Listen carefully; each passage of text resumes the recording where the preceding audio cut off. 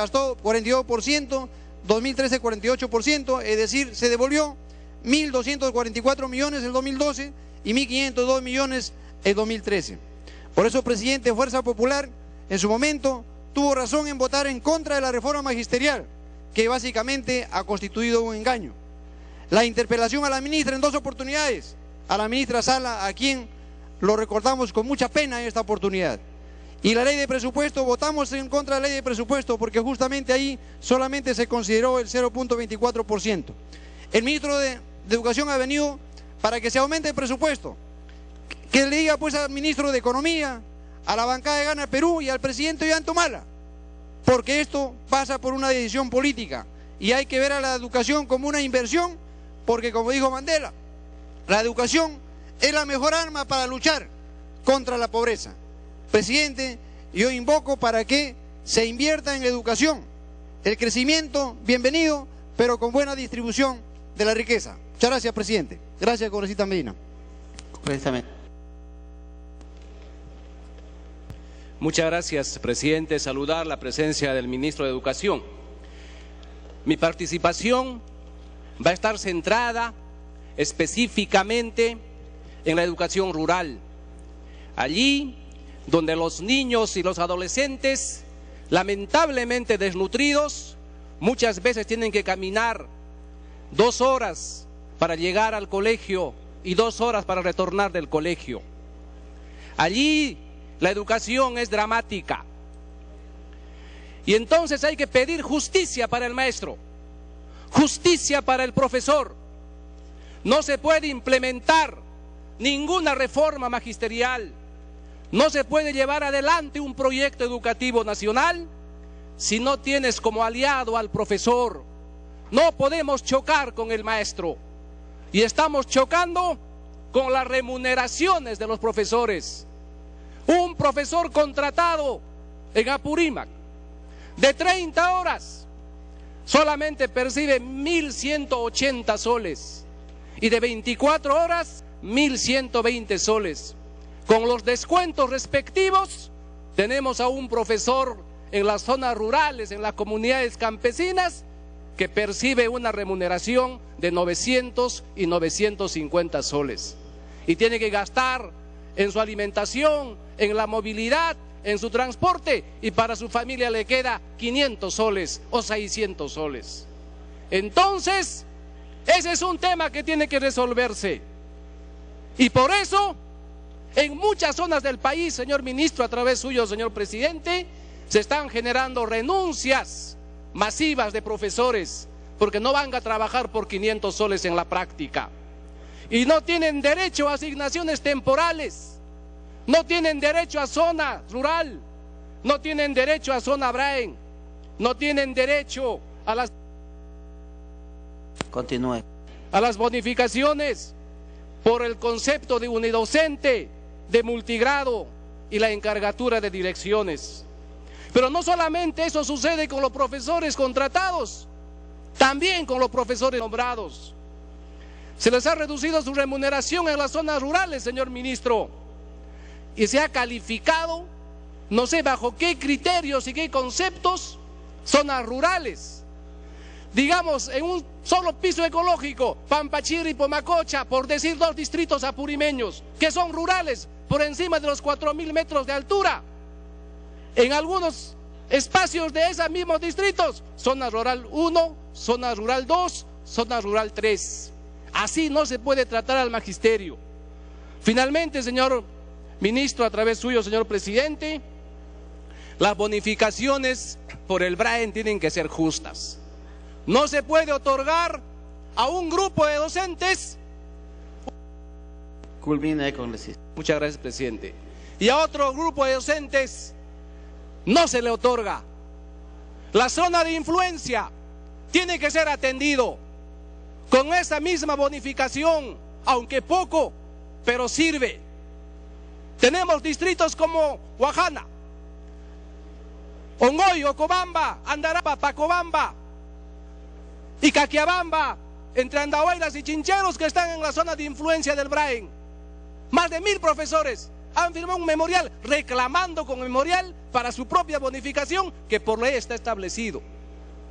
Yo le pido, señor ministro, que este tema lo resuelva, porque es un magisterio no solamente con formación docente, sino también es un magisterio con derechos ciudadanos y con formación ideológica que tiene que atenderse. Gracias, presidente. Congresista Josué Gutiérrez. Muchas gracias, presidente. Saludo a la representación nacional. Le ruego, señor presidente, considere la interrupción del congresista Juan Pari los 2 minutos que corresponden a las interrupciones. Gracias. Muchas gracias, presidente. A veces se dice que hay el complejo de Adán, pero a veces también hay que pensar de que hay el complejo de Pilatos. Hay responsabilidades políticas a veces, y no a veces, sino normalmente de lo que se ha tratado, lo que ha ocurrido en estos últimos años. Cuando vemos, por ejemplo, el compromiso del Acuerdo Nacional y decimos que el compromiso es el 0.25 de incremento anual, y ese fue el compromiso de todos los partidos políticos, y llegar al 6%, ¿cuál ha sido el nivel de cumplimiento que hemos tenido a nivel de todos los años? Y es dramático. 2005, 0.20, 2006, 0.19, 2007, 0.24, 2008, 0.18, 2009, 0.11, 2010 subieron un poquito, 0.31, fue aceptable, 2011, 0.39, 2012, 0.39, 2013 se bajó un poco, es preocupante, 0.38. Ahora el congresista Tapia dice 0.23, no pues, yo lo respeto como médico, pero como economista hay que ver qué es el PIA y qué es el PIM. Y el proyecto modificado, aquí los análisis, los datos se dan en relación al proyecto modificado y estamos viendo cuál ha sido la voluntad política durante todo el año de cada gobierno. Y entonces sí es cierto, llega al 0.23 en relación al PIA. Y ahí yo creo que el ministro va a hacer llegar que el PIM tenga que ser mucho mayor de lo que se ha planteado este año. Y eso va a implicar, señor ministro, que realmente tengamos que reajustar la meta planteada por el Acuerdo Nacional. 0.25 es el Acuerdo Nacional. No vamos a llegar al 2021 con 6% del total de presupuesto si no reajustamos esta meta. Tendremos que reajustar, lamentablemente, por dejadez de muchos gobiernos. Congresista Gutiérrez. Están embalsadas las demandas del presidente porque no hemos tenido tal vez la voluntad de poder asumir estos retos de cara al futuro. Pero sí quiero decir al país que no creo que algún gobernante, no creo que algún ministro del sector haya tenido la mala fe o el ánimo de perjudicar su sector. Creo más bien consiste en la visión que cada uno impregna respecto al tema del sector. Presidente, quiero a través de usted decirle al señor ministro que este es un día muy importante porque apenas son días que está en el sector, meses que seguramente le han servido para poder aterrizar lo que tenía de fuera como visión y lo que será seguramente el comportamiento natural llevado a la acción para poder darle al país la oportunidad de que estas reformas estructurales asumidas por este gobierno tengan continuidad y que sí ha anunciado a la vez, presidente, que se va a hacer esfuerzos enormes para que podamos llegar al 2021 cerrando el objetivo central de llegar al 6% del gasto del PBI. Es una tarea muy grande, pero no es distante a poder hacerla. Presidente, la educación tiene muchas aristas y seguramente para nosotros que hemos pasado por una escuela sabemos perfectamente que al ingresar hay una esperanza profunda en querer aprender a leer. Apenas aprendemos a leer, ese instrumento nos permite descubrir todo un mundo. Y cuando aprendemos a sumar, a restar, multiplicar y dividir, también instrumentalizamos la base primaria para poder articular una serie de cosas. Las técnicas pedagógicas para el maestro son muy importantes. ¿Cuánto hemos trabajado sobre esa base? ¿Acaso los cursos de especialización han focalizado ese tema con mayor énfasis? Continúe. Las técnicas de los alumnos asumidas para con el estudio también han jugado un papel importante. El descuido probablemente nos haga llegar a ver cifras magras, cifras que sinceramente nos preocupan muchísimo, pero que tenemos que abordarlas sin duda. Por eso que hoy día, señor presidente, a través de su presidencia al ministro, decirle que hay que exhortar a los maestros del Perú que no pierdan de vista el compromiso que tienen para con sus alumnos. Eso es la base fundamental para poder dar un salto cualitativo del comienzo de un año lectivo hacia el finalizar. Ojalá que se ponga en práctica la evaluación por resultados, es decir, que a un maestro se le califique con un ponderado, presidente, por el producto que saque al culminar cada año. Nosotros guardamos la esperanza que los maestros del Perú mirarán ese reto, porque no existe otra manera de poder sacar esto adelante si todos no ponemos el hombro. Aquí hay actores, presidente, y el gobierno es el actor central de todo esto, pero no es el único, porque además la educación está íntimamente ligado a un proceso de nutrición. Ese proceso naturalmente que ahora lo abordamos, puede ser con algunos defectos todavía a corregir, pero ya lo hemos abordado. Esa capacidad de asumir con entereza responsabilidades, esa capacidad de poder resarcir poco a poco esos vacíos que nos han ido dejando, probablemente no de mala fe, sino por descuidos de la visión que han tenido los anteriores gobernantes. Hoy queremos hacerlo de manera conjunta, y qué bien que se haya convocado al ministro hoy en esta noche, porque conoce de cerca un diagnóstico real que convive con nosotros hace muchísimos años y hay que sacar adelante. Aprender a aprender, señor, es la ley del... Le ruego terminar, congresista. Muchísimas gracias, presidente. Es la ley del menor esfuerzo con mayor eficacia. Presidente, nosotros queremos el máximo rendimiento en el estudio, pero para eso dotémosle de herramientas, de técnicas, de capacidades, desarrollemos un aprendizaje que vaya conviviendo con nosotros mismos en los retos de la competitividad.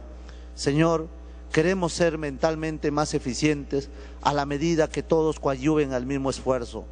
Eso es la meta que tenemos para con el Perú profundo, para que aquel que no tuvo siquiera la oportunidad de donde venimos, señor presidente, por eso lo decimos con tanta seriedad y con la esperanza que cubriremos esa brecha a la brevedad posible. Muchísimas gracias, presidente. Congresista Mavila.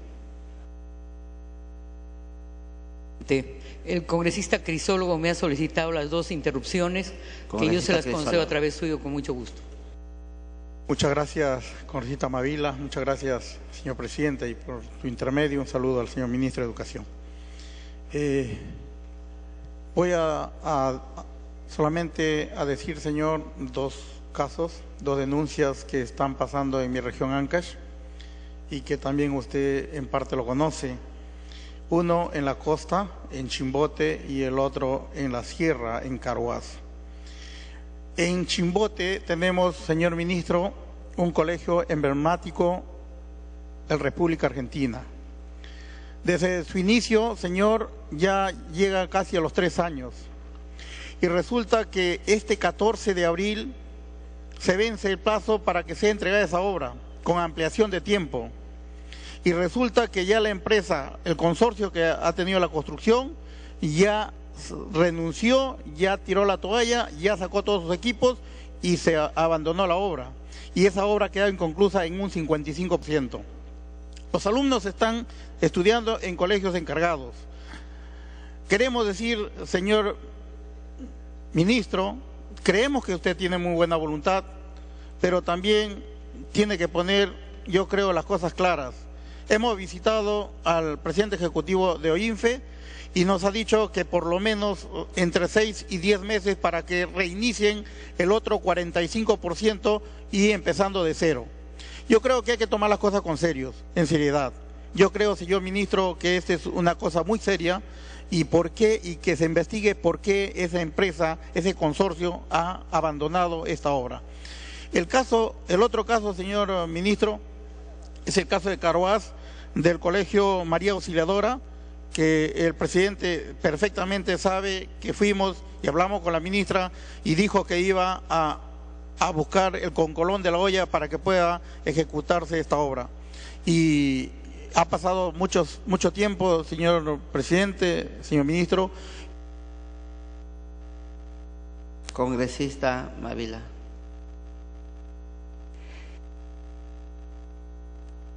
Saludos, señor, al ministro que nos acompaña el día de hoy. Yo no voy a repetir temas, señor, que a lo largo del día ya se han desarrollado. Voy a referirme específicamente a dos.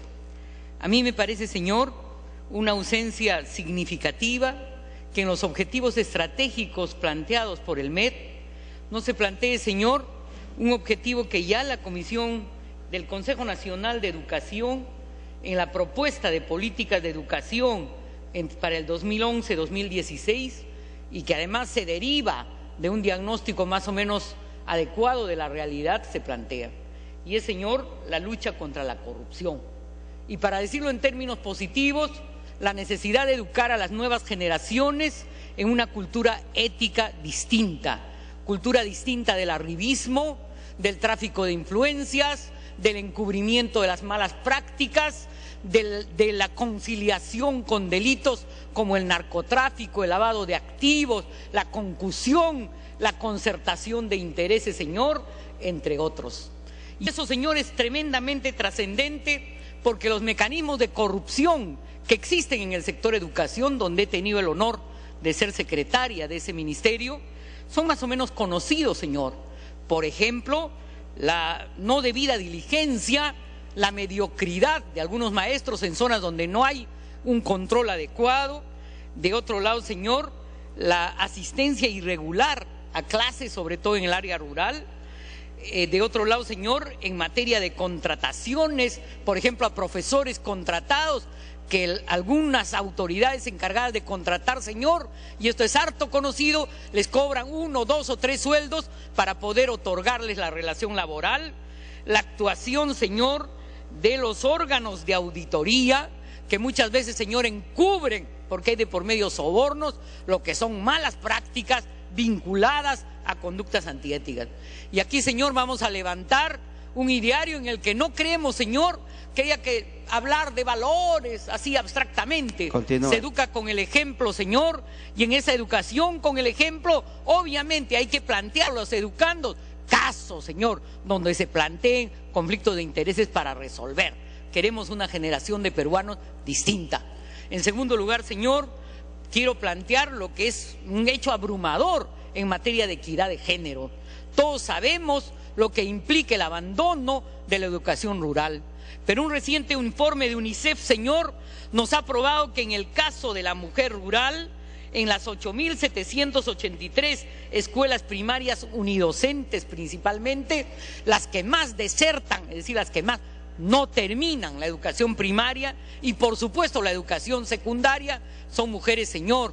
Y esas mujeres, señor, ni siquiera pueden volver en estado de edad avanzada a intentar recuperar esa educación, porque normalmente las absorbe la unidad doméstica, la maternidad no deseada, el embarazo precoz. En cambio, el hombre vuelve a veces mayorcito a terminar su secundaria.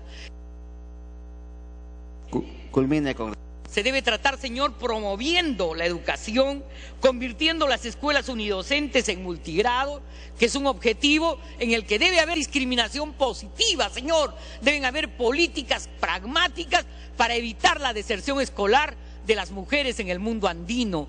Debe además, señor, levantarse criterio de formación para el trabajo, de contenidos asociados a la realidad regional y local, de políticas, señor, orientadas a que el número de repitentes en primaria, que es muy alto, y también el de secundaria, señor, disminuya. Y eso tiene que ver con la capacitación docente, pero una capacitación, señor, que no esté mirando solo a la tabla de evaluación de PISA, sino que sobre todo esté mirando a la construcción de una pedagogía de producción, de una pedagogía asociada, Señor, al proyecto de país hacia el próximo milenio. Por último, Señor, quiero terminar diciendo que la educación a las mujeres rurales, Señor, como ha dicho UNICEF, termine. Señor, una mejor inversión, garantiza una mejor inversión para asegurar un desarrollo humano sostenible, incorpora a las mujeres al mercado laboral, cambia el futuro de su familia, le da probabilidades menores de tener un embarazo y alumbramiento inseguros, le asegura, Señor, una adecuada nutrición o por lo menos información y un nivel educativo mejor para sus hijos, garantiza una educación de calidad a la niña, Señor, que es significativa para romper el círculo de pobreza. Señor, nuestro poeta universal se preguntaba qué estará haciendo a estas horas mi andina y dulce Rita de Junco y Capulí. Respondámosle, Señor, que está estudiando y no está desertando frente a una sociedad indiferente a la inequidad. Gracias, Señor. Congresista John Reynal.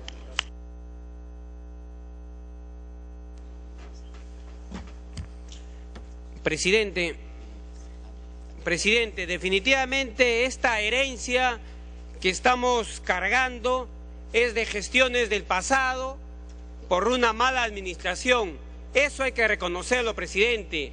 Se ha escuchado el doble discurso, presidente. A la hora que discutimos y aprobamos la Ley General del Presupuesto de la República, no incidimos, como ahora sí toca muy bien educación. Deberíamos incidir en educación, mayor presupuesto y posponer otros intereses.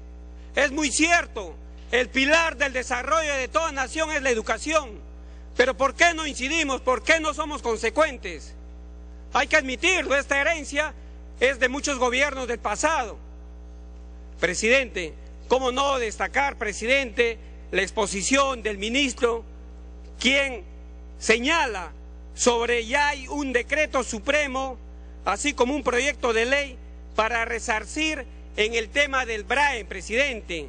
Son cerca de 10.000 profesores, presidente, de manera directa 3.000, indirecta ampliando los pueblos aledaños 2.000 más y contratados 4.500 profesores, presidente.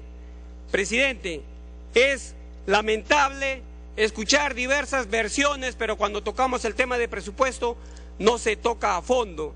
Definitivamente, presidente, cuando se habla, por ejemplo, de beca 18, el colega Arreategui, es falso, presidente.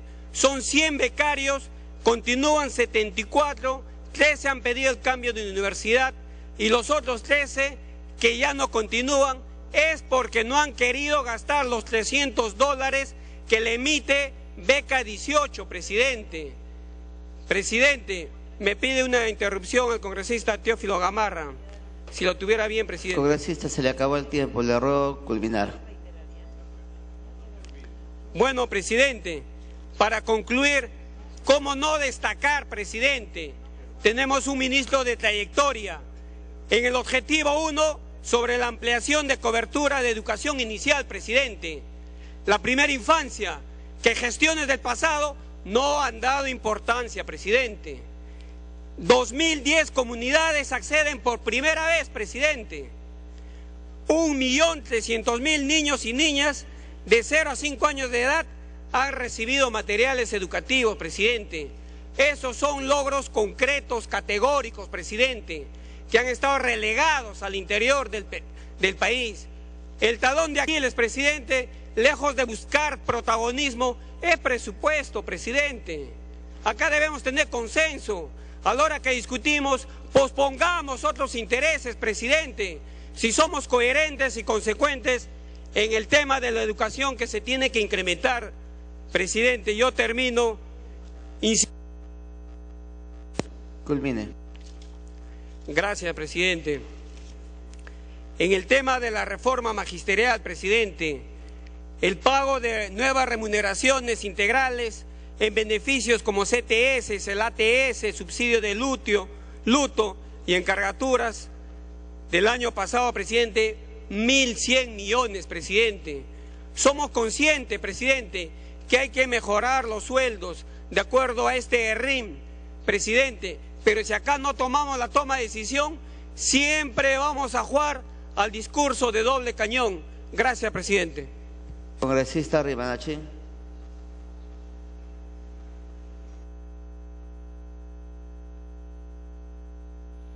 Gracias, presidente. Presidente, el tema educativo concita la atención nacional y de lo que se trata es esta noche de evaluar la implementación del proyecto educativo nacional, que hace un buen diagnóstico, que se propone 6 objetivos y el balance tiene que ser eminentemente técnico, pensando en los resultados y no en las metas en base a actividades solamente. No se trata solamente de la cobertura, que es parte de los objetivos del milenio. Se trata de dar calidad educativa, se trata de presentar salidas alternativas a la fuga, a la deserción de escolares, y se trata de cerrar la puerta del analfabetismo, que nunca acaba. El programa del analfabetismo tiene más de 40 años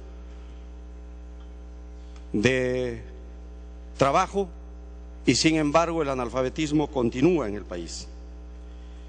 Creo, presidente, que de lo que se trata es de medir resultados en función de los indicadores, y los indicadores son estadísticas, y las estadísticas tienen que ser removidas beneficiosamente para el país, en la calidad educativa, en la formación integral del educando.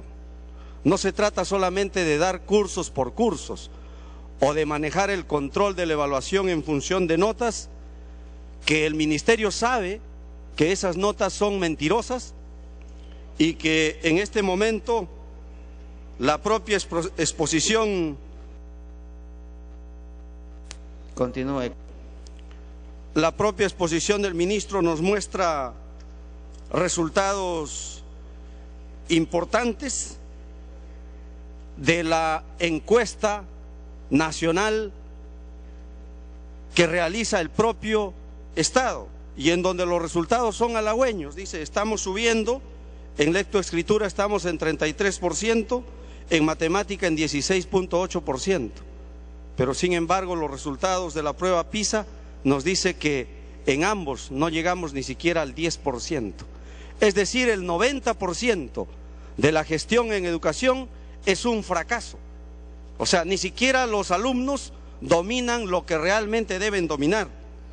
Y es que falta en este balance el atacar el problema de la educación en el aspecto de los contenidos y de los métodos, que es un tema faltante. Se nos habla mucho de cobertura, se nos habla mucho de infraestructura. Culmine. Hemos crecido 17% más al 2012 en la inversión en infraestructura. La educación no se mide en colegios, la educación se mide en el resultado en las personas, en tener buenos ciudadanos, en superar los problemas de la prueba PISA. Se trata de eliminar el memorismo, que es un método anticuado y antiquísimo, el cual todavía predomina en el mundo de la educación peruana. Se trata entonces de evaluar los contenidos, y no ha dicho nada el ministro en torno a los proyectos educativos regionales.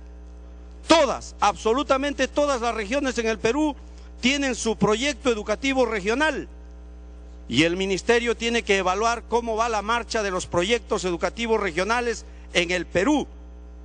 Ninguna región se atreve a hacer cambios, a pesar que legalmente puede haber cambios. Culmine con...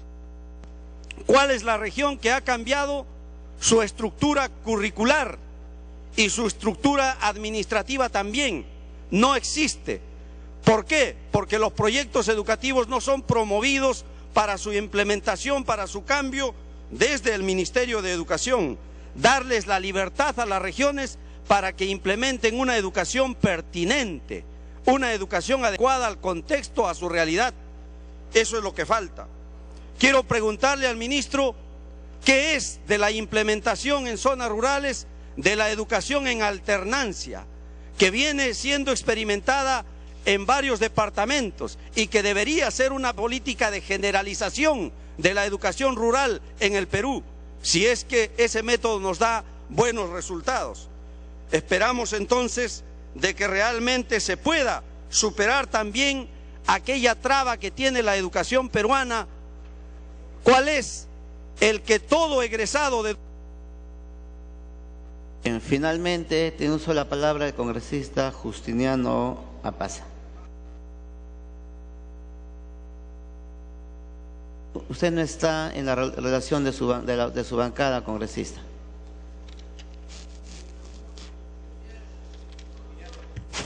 Gracias, señor presidente.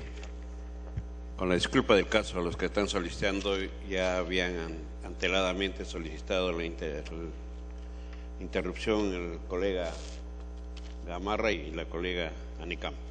Si usted lo permite, congresista señor. Anicama. Gracias, presidente. Gracias, colega. Señor presidente, conforme estaba planteando antes de... cuando estaba tratando el tema justamente de cómo nos insertamos a la economía mundial, es tan solo imitando a los mejores países que están aplicando en conjunto con la OCDE, que es una organización de capacitación para el desarrollo económico. En ello están insertados los mejores países en educación, son Finlandia, Corea del Sur, China y Japón. Un minuto es poco para poder explicar las bases y el fundamento del cual nosotros tenemos que imitar para llegar a igualar y después superarlos, conforme ellos han venido desarrollándose. Pero el día 21 estoy llevando a cabo el segundo congreso, el Plan Curricular Estudio para el Trabajo, que en acuerdo con todos los docentes y directores a nivel nacional, en un congreso realizado por mi despacho se aprobó continuar en este propósito para insertarlo y poder llevarlo como sugerencia al Ministerio y al Pleno de repente y se pueda demostrar que sí es posible. Congresista Gamarra. Señor presidente, se ha dicho que la educación en este gobierno por 2 años se habría estancado. Al respecto, señor presidente, quiero señalar que este gobierno está empezando una reforma que se había paralizado durante los años anteriores. Con la ley del magisterio se está incorporando a 300.000 docentes y en estos momentos los 300.000 docentes están teniendo la acogida a nivel del servicio educativo. Por otro lado, hay algo que tenemos que destacar dentro de la consistencia y la coherencia de este gobierno, que es el objetivo estratégico 1, que es la oportunidad para todos los estudiantes. Creo que no hay reforma, señor presidente, si no se atiende y si no se les da la oportunidad a todos los estudiantes del país, inclusive de los lugares más alejados y más recónditos, aquellos que en algún momento no tuvieron la educación, no tuvieron el colegio, no tuvieron al profesor sentado. Hoy este gobierno está incorporando y no solamente les está dando... Congresista Pasa. Gracias, señor presidente. Por su intermedio, nuestro respetuoso saludo al señor ministro de Educación. En segundo lugar, saludar por su claridad meridiana en la exposición, con la franqueza más que todo en todo lo expresado por nuestro señor ministro. Hecho loable también que ha sido reconocido por la oposición, que muy difícilmente reconocen la capacidad e idoneidad de nuestros ministros.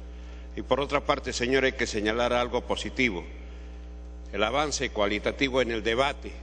Yo creo que esta noche estamos comenzando a recuperar esto de hacer política y de hacer pedagogía.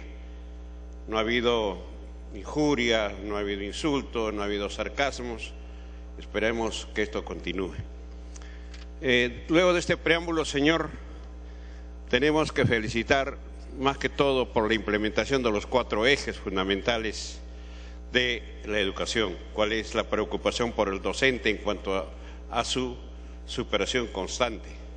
Así como también hay que reconocer la calidad del aprendizaje, la gestión educativa y también la preocupación por la infraestructura. Estos 4 ejes fundamentales en el que hemos podido escuchar juega el comenzar de un nuevo amanecer en la educación. No queremos decir de que somos los que vamos a crear una mejor educación, pero sí vamos a intentar en este proceso de cambio. Tampoco tenemos que ser mezquinos en reconocer algunos avances que se han hecho. Pero, colegas, a través de usted, señor presidente, tenemos que ser reflexivos y hacer también un acto de contrición. Continúe. Los gobiernos anteriores, señor, tampoco se preocuparon mucho por este difícil problema de la educación. Porque, según algunas intervenciones, apareciera de que hemos estado en la panacea en el aspecto educativo, y eso es falso. Y esto lo decimos, señor, por ejemplo, sin herir susceptibilidades, espero no pisar callos, pero es la realidad. Por ejemplo, en un balance del Consejo Nacional de Educación en el año 1900, fue su siguiente conclusión. Hubo en ese periodo un incremento en la deserción escolar. Hubo un abandono de la escuela rural. Fue una ausencia en la capacitación al maestro, así como también disminución del presupuesto del 3% al 2.7%. Entonces significa, señor, de que todo no ha sido lo mejor que pueden expresar de su vitrina política. Tenemos que ser autocríticos y reconocer de que este gobierno sí está dando este salto en forma positiva en bien de la colectividad. Culmine. Queremos ser, señor gobierno, responsable, serio. Como digo, recuperar, comenzar a hacer algo nuevo. No queremos cometer errores como se hicieron en el pasado. Se hicieron textos donde no se inspiraba la educación, sino se inspiraba más que todo el proselitismo político, y aquí está. Libros que además de ser impresos a costa de los dineros del Estado, tenían grasos errores de ortografía, así como su contenido. Y no es uno, fueron varios que se repartieron y luego se escondieron estos libros. Asimismo, señor, tenemos que señalar de que hubo, cuando fueron gobierno, algunos colegas que han hecho uso de la palabra, la proliferación y creación de institutos pedagógicos, muchas veces sin locales ni las condiciones de su infraestructura. Pero eso no queremos. Culmine. Queremos, como digo, hacer un gobierno responsable. En tal sentido, señor, ya lo han aclarado lo de Cuba.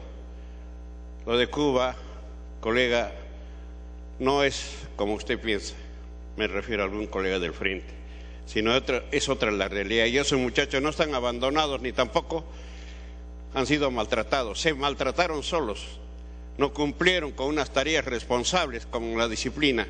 Y hoy día también, al volver, de 100, que son 13, están estudiando en la Universidad de las Peruanas. En fin, señor, para concluir, señor ministro, tenga usted la plena seguridad de que la franqueza y la felicitación y el reconocimiento de su capacidad no viene solamente de nosotros como gobierno, sino también de la oposición, porque reconocen en usted que hay la bondad y hay la decisión política de hacer una mejor educación. Queremos una educación gratuita y pública. Habiendo culminado el rol de oradores, tiene la palabra el ministro de Educación para referirse a las intervenciones de los señores congresistas.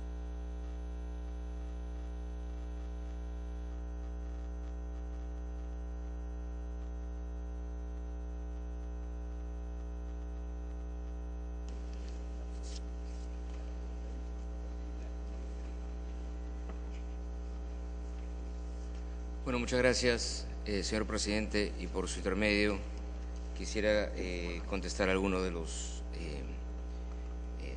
las preguntas que han hecho los señores congresistas. Voy a tratar de agrupar algunas cosas para poder responder lo más que pueda, pero me voy a disculpar si es que alguna pregunta no la respondo. Estamos dispuestos a responderlas por escrito o en cualquier otro mecanismo.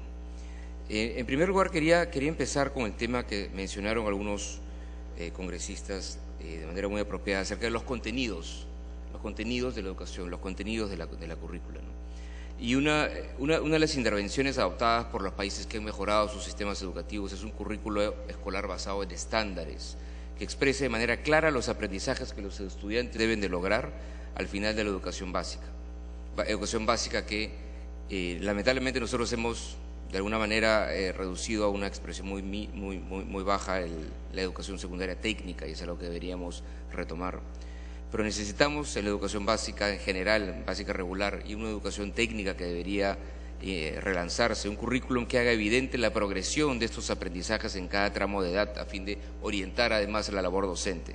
En el año 2007, como en el marco del Proyecto Educativo Nacional, se planteó justamente entonces la necesidad de transitar a un marco curricular nacional menos denso, más claro y más útil para el docente, pero que deje márgenes además para que se manifieste la diversidad del país a nivel regional con planteamientos propios, y por eso muchísimas regiones tienen y han avanzado con diseños curriculares regionales, en muchos casos con el apoyo del Ministerio de Educación.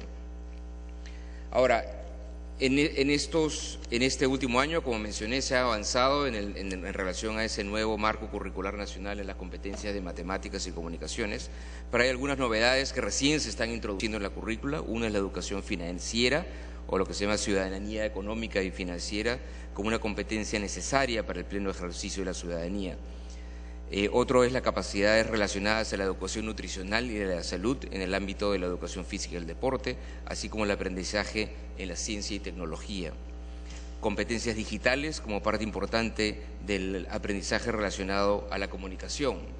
Y como muchos mencionaron también, va a haber un énfasis muy importante en la competencia de ciudadanía per se, definida como un aprendizaje fundamental que tiene que incorporar los principios de democracia, equidad, justicia, defensa de la Constitución, solución pacífica de conflictos, responsabilidad ciudadana y valores cívicos. Ese es otro aprendizaje fundamental que se está planteando en el nuevo marco curricular nacional. En segundo lugar, quería mencionar el tema de la secundaria a tiempo completo. La propuesta del Ministerio es que a partir del 2015 se implemente una jornada escolar completa en educación secundaria, ampliando la jornada a 1.800 horas pedagógicas en un conjunto de instituciones que esperamos que llegue a 1.000, pero que tenemos que buscar aquellas instituciones que tienen la disponibilidad de infraestructura y tiempo en la tarde, de manera que se garantice que el tiempo educativo se oriente a elevar los niveles de desarrollo humano de los estudiantes, como establece la ley, pero que nos permita justamente ir transitando poco a poco como país a una jornada de educación secundaria completa. Con el propósito de hacer esa recuperación de esta jornada escolar completa, se propone además desarrollar un conjunto de talleres pedagógicos que tienen carácter complementario y aplicativo en relación a áreas curriculares adicionales, que puede ser idioma extranjero, comunicación, arte, ciencia y tecnología y ambiente, que se desarrollen en el plan de estudios de la institución, pero que justamente habría más tiempo para el desarrollo de esas materias en una jornada escolar completa. Entonces la ruta que tenemos que trazarnos como país es en ese sentido, y es algo que, siendo realistas, nos va a tomar varios años. A países que ya han empezado a transitar en esa ruta, como Colombia y México, efectivamente les ha tomado varios años poder pasar de una educación secundaria en la cual el chico está unas 5 horas en el colegio nada más, a una secundaria en la que el chico esté 7 horas y media en la escuela, y luego la escuela pueda seguir siendo parte de la vida de ese joven. En tercer lugar, quisiera mencionar el tema de la carrera docente. Ya hay varios aspectos que se han mencionado en ese sentido. Por un lado, quiero recalcar que la ley de reforma magisterial que fue aprobada a finales del 2012, justamente lo que trata es de continuar con la lógica meritocrática.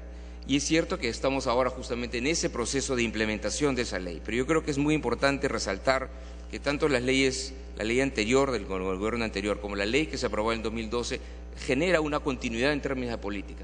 Si bien hay diferencias en mecanismos específicos, la lógica central de una carrera meritocrática en la cual el profesor tiene las oportunidades de desarrollarse profesionalmente y tenemos el espacio para seleccionar a los mejores docentes para que estén al delante de nuestros niños, es algo que tenemos, creo yo, como política nacional que recuperar y felicitar que efectivamente haya una continuidad. Como ya se ha anunciado públicamente, se tienen previstos realizar los concursos de acceso a cargos de directores y subdirectores en instituciones educativas, concurso que, como preguntaron algunos, se realizaría en julio próximo. Y además se realizarían 2 concursos adicionales de reubicación, justamente como los profesores al momento de implementarse la ley de reforma magisterial, los profesores fueron ubicados en las escalas 1, 2 y 3, estos procesos de reubicación permitirían que estos profesores sean, a partir de esas evaluaciones, reubicados en las escalas 4, 5 y 6. Y todos los docentes tienen además 2 oportunidades para esa prueba que estaríamos dando en el segundo semestre, posiblemente los meses de octubre y comienzo de diciembre. Y además quiero mencionar que a comienzos del próximo año habría también la evaluación a los cargos de funcionarios especialistas de los órganos descentralizados, de las direcciones regionales y de las UGELes, como la ley efectivamente plantea. Un tema muy importante y que mencionaron varios congresistas es que este proceso de revalorización de la carrera docente tiene que ser un planteamiento integral. Alguien decía, de repente, si es que nosotros damos una beca para que los mejores chicos egresados de la secundaria escojan o seleccionen, elijan la carrera docente, pueda que no lo hagan porque las señales de mercado y las remuneraciones que se les está otorgando puedan no ser atractivas para ellos. Justamente por eso es que también planteamos la necesidad de tener un bono de entrada a la carrera docente, un bono de entrada que tiene que ser atractivo y que entonces justamente la combinación de ambas señales puede llevarnos poco a poco a que jóvenes más talentosos entren a la carrera docente. Y al mismo tiempo tenemos que trabajar con los docentes que ya están en la carrera para asegurarnos que tengan las oportunidades de capacitación que se merecen. Como ya se mencionó, efectivamente nosotros en lo que se refiere a los docentes en el BRAEM, ya salió un decreto supremo previo ya se culminó y va a ser firmado por el presidente en los próximos días, un decreto supremo que necesitábamos previo para la presentación de un proyecto de ley en la próxima semana, que justamente permite que la bonificación que reciben los profesores en el BRAEM sean recibidos no solamente por los que están directamente trabajando en el BRAEM, sino en la zona de influencia, y además también que sea recibida por los profesores que son contratados y no solamente los nombrados. Es crítico, como mencionaron muchos, el trabajo continuo con los docentes. Muchos han mencionado problemas que tenemos todavía con docentes, se mencionó algunos de los congresistas, efectivamente docentes que no necesariamente dan el ejemplo, ¿no? en términos de su desempeño. Pero ahí es muy importante que nosotros separemos la paja del trigo. Efectivamente hay docentes que no tienen el comportamiento que queremos, pero hay muchísimos docentes, hay miles de docentes que no solamente es un trabajo excelente, sino que además son héroes, porque trabajan en condiciones extremadamente difíciles y a pesar de esas extremadas condiciones en las cuales están, tanto en términos de la logística con la que pueden contar, de la infraestructura con que cuentan, del presupuesto con el que cuentan, hacen todo lo posible por tratar de estimular y de trabajar con sus niños. Entonces es muy importante que reconozcamos también eso. No solamente reconozcamos que hay problemas, pero que reconozcamos también que hay muchísimos docentes que hacen un trabajo magnífico.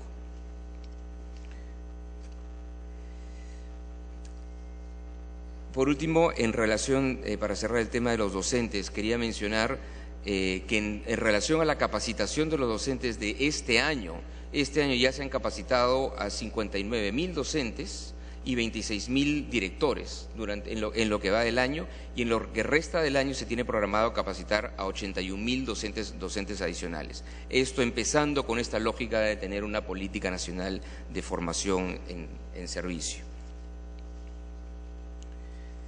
En relación al tema de los discapacitados, que también fue mencionado por alguna congresista, en el Perú tenemos 337 centros educativos de educación básica especial. Tenemos 60 programas de intervención temprana, y en total hay aproximadamente 50.000 estudiantes, digamos, que son atendidos a través de estos distintos mecanismos. Obviamente esos 50.000 no es suficiente, tenemos que avanzar y tenemos que cubrir a muchísimos estudiantes más. Nosotros venimos a implementarlo por primera vez un programa de presupuesto por resultados, de inclusión de niños, niñas y jóvenes con discapacidad en la educación básica y en la educación técnico-productiva. Este año tiene un presupuesto de casi 33 millones de soles y tiene 3 productos. Quiere trabajar con personas con discapacidad leve o moderada que acceden a instituciones educativas públicas inclusivas con las condiciones adecuadas de atención, personas con discapacidad severa que tienen que acceder a instituciones educativas públicas especializadas, y también trabajar con niños menores de 3 años con discapacidad que acceden a programas de intervención temprana con condiciones para su atención. El año 2013 se ha focalizado este trabajo en 5 regiones: Tumbes, Lima, Callao, Ica y Ayacucho. El 2014 se va a ampliar a 5 regiones más: Piura, San Martín, Cajamarca, La Libertad y Arequipa, y se proyecta la universalización hacia el 2015.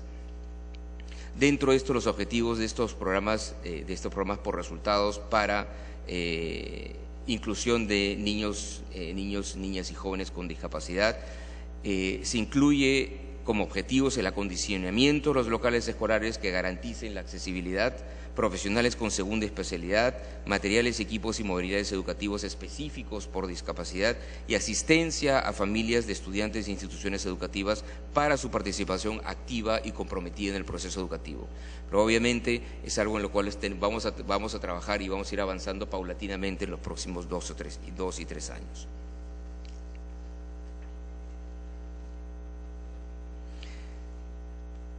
Quiero hacer, por otra parte, en relación a una pregunta, un deslinde absolutamente tajante con cualquier grupo violentista. Todos los maestros condenados por terrorismo fueron separados del aula en cumplimiento de la ley a solicitud del Ministerio.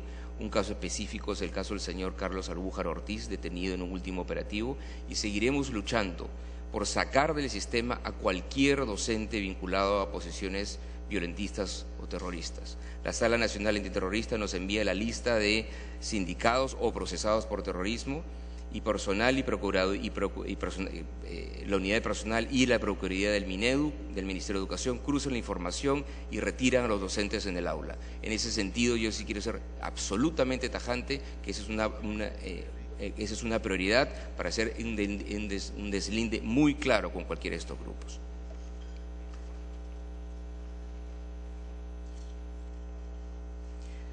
En siguiente lugar, quería mencionar el tema de la educación física y ser muy específico en relación a cómo es que se están utilizando los 70 millones que se aprobaron en el último presupuesto nacional para este tema. Yo lamento si la comunicación no fue adecuada en tanto a los rubros específicos en los cuales estos recursos se iban a gastar, pero nosotros estamos haciendo todo lo posible por gastar estos recursos de la manera más adecuada, más eficiente, para poder avanzar en el proceso de universalización. La manera como se están gastando los recursos en este año, solamente esos 70 millones, se están gastando 8,5 millones en contratación de profesores coordinadores, aproximadamente 266 profesores coordinadores, 20 millones de soles en la contratación de 1.400 profesores de educación física, 2.600.000 en infraestructura, básicamente mantenimiento y adecuación, 15,8 millones de soles en equipamiento, kits deportivos y materiales educativos, 7 millones de soles en capacitación y actualización docente, 2 millones de soles en capacitación de 2.000 docentes adicionales este año, pero que entrarían a trabajar al año siguiente, 6.5 millones de soles en fortalecimiento del deporte formativo, incorporando diversas disciplinas deportivas en secundaria, y por último 6.8 millones de soles en fortalecimiento de semilleros en cumplimiento de la Política Nacional de Educación Física. Ese es el desagregado de esos 70 millones. La idea es cubrir en este momento a 1.137 escuelas y a 410.000 alumnos en esta primera etapa. Quería mencionar el tema de la escuela rural. La escuela rural, sí, por favor. Congresista Bengolea. Muchas gracias. Solamente para dos consultas. Con respecto a esto último, me queda claro cómo es que se están distribuyendo los 70 millones. Mi pregunta, sin embargo, subsiste. Es decir, usted no era ministro, pero de todas maneras quisiera una explicación. Al país se le dijo que con esa plata se iba a contratar a 4.000 profesores. Usted confirma que son 1.400. Repito que me queda muy clara la distribución que ha hecho, pero necesitamos esa explicación. ¿Por qué pidieron ustedes? Repito, usted no era ministro, pero su gobierno pidió ese dinero para contratar a 4.000. ¿Qué ocurrió? ¿Hubo un mal mensaje? ¿Alguien lo dijo mal acá? Porque lo sostuvieron con énfasis y lo dijeron más de una vez en el debate. Y mi segunda pregunta con respecto a la capacitación de docentes. Me parece bien interesante el número, ministro, pero me parece más importante la lógica de las capacitaciones y los capacitadores, que es algo que dijimos durante nuestra exposición. Es decir, no se trata de hacer capacitaciones inconexas, se trata de tener una lógica de capacitación hacia dónde queremos dar y saber quiénes son esos capacitadores, quién está dando esos cursos de capacitación. Esas son mis preguntas. Muchas gracias, presidente. Continúe, ministro.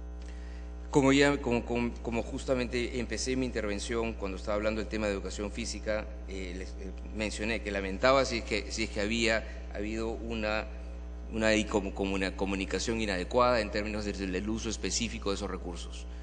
Pero justamente, una vez, cuando estamos ahora elaborando el plan y ver cuál es la manera más eficiente de utilizar esos recursos, esta manera que la he descrito es la manera más eficiente de utilizarlo, ¿no? Y es justamente nuestra responsabilidad asegurarnos que eso pase de la manera más adecuada. En términos de los capacitadores, justamente no es tan fácil, dado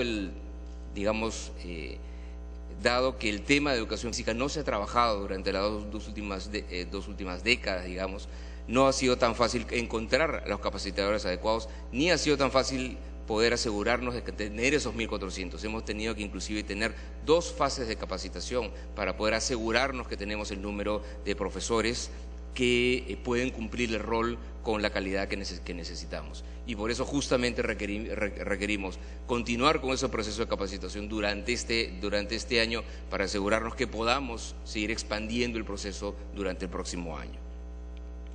En relación al siguiente tema que quería tocar era el tema de la escuela rural. Alguien mencionó que la escuela rural, o que quiso aclarar que la escuela rural no está alcanzando a la escuela urbana. Yo no he dicho que estaba alcanzando a la escuela urbana. Lo que estoy diciendo, justamente mencioné que en el último año el crecimiento, el rendimiento de los escolares en la escuela rural, el crecimiento fue mayor, pero sí es cierto que la brecha es todavía muy grande. La brecha entre lo rural y urbano es muy grande y es inaceptable.